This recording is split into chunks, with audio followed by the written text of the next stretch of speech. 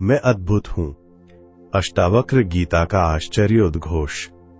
आज हम अष्टावक्र गीता के द्वितीय अध्याय के 11 वचनों पर चिंतन करेंगे, जिनमें राजा जनक बार बार अलग अलग रूपों से अपने ही स्वरूप के प्रति गहन विस्मय व्यक्त करते हैं। इन्हीं वचनों में वह प्रसिद्ध आश्चर्यम का उद्घोष भी आएगा, जो इस अध्याय की सबसे विशिष्ट पहचान है। जनक कहते हैं, जैसे घड़ा मिट्टी में लौटता है, लहर जल में, कंगन सोने में, वैसे ही सृष्टि मुझ में लौट आएगी।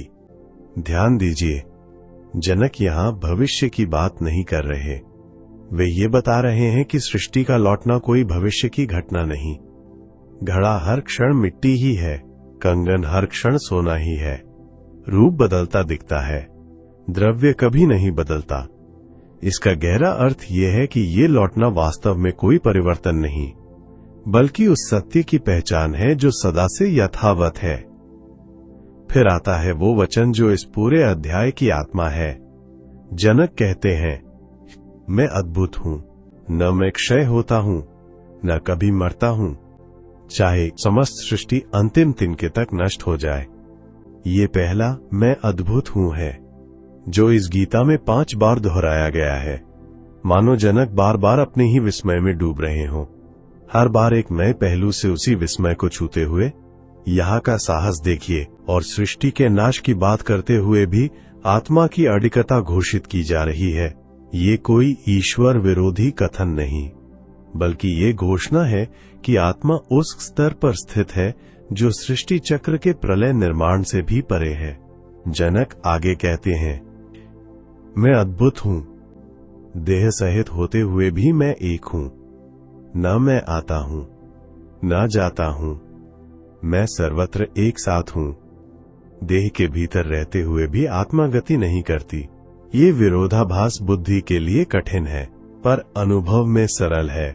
शरीर चलता है, आता जाता है, एक स्थान से दूसरे स्थान की यात्रा करता है।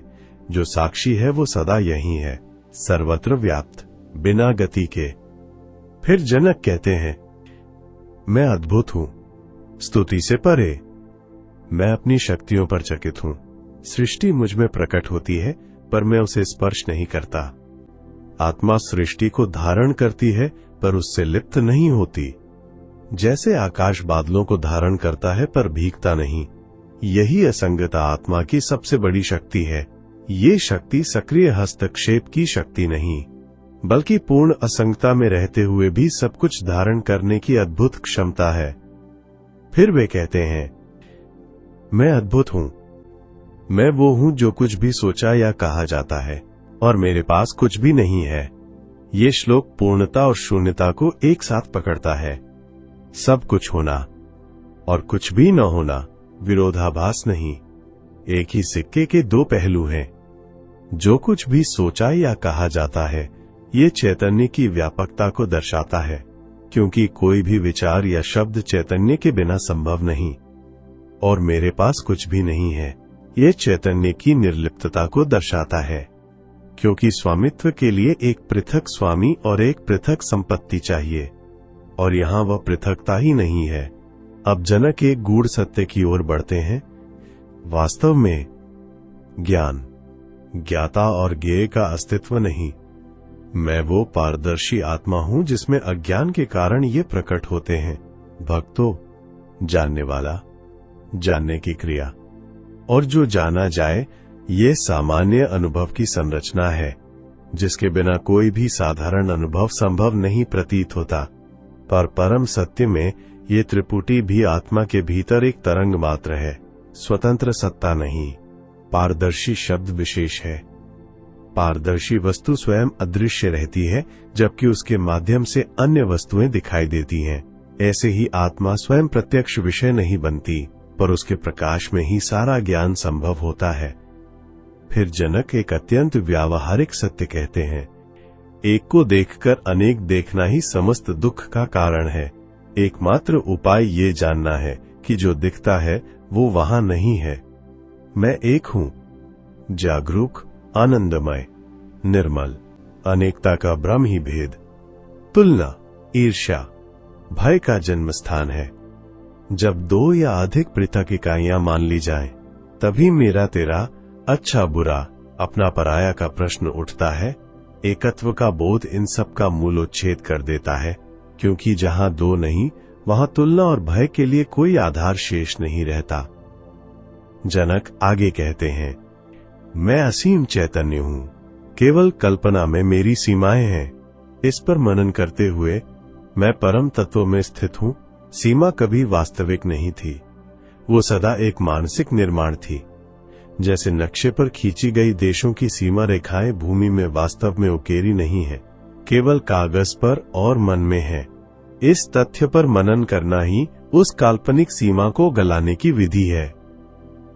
फिर एक साहसिक वचन आता है, मैं न मुक्त हूं न बद्ध। ऐसी वस्तुओं का भ्रम अब अविश्वसनीय हो गया है। यद्यपि मैं सृष्टि को धारण करता हूं, उसमें कोई द्रव्य नहीं। बंधन और मुक्ति दोनों ही द्वैत की भाषा में हैं।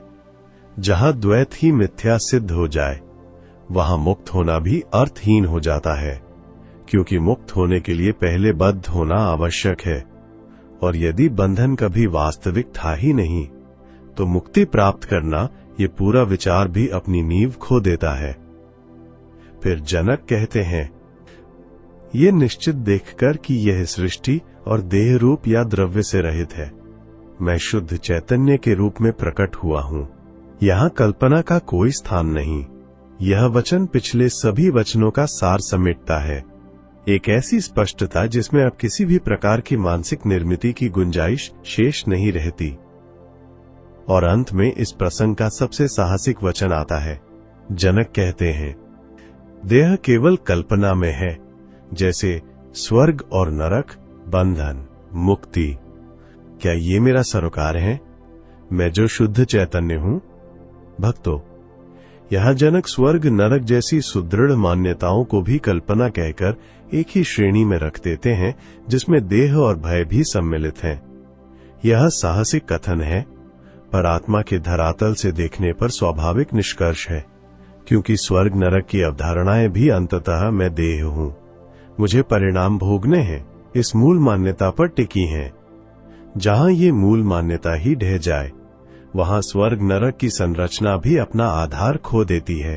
इन 11 वचनों में जनक हमें चरण दर चरण उस विस्मय की गहराई में ले जाते हैं जो उनके अपने आत्म साक्षात्कार से उपजा है। घड़े और मिट्टी की उपमा से आरंभ होकर 5 बार दोहराए गए मैं अद्भुत हूं के उद्घोष से गुजरते हुए अंततः वे स्वर्ग नरक, बंधन मुक्ति, यहां तक कि देह के अस्तित्व तक को भी कल्पना मात्र घोषित कर देते हैं। इस प्रसंग की शिक्षा, जब तक हम स्वयं को देह और उसकी सीमाओं में बांध कर देखते हैं, तब तक बंधन, मुक्ति, स्वर्ग, नरक, भय सब कुछ वास्तविक प्रतीत होता है।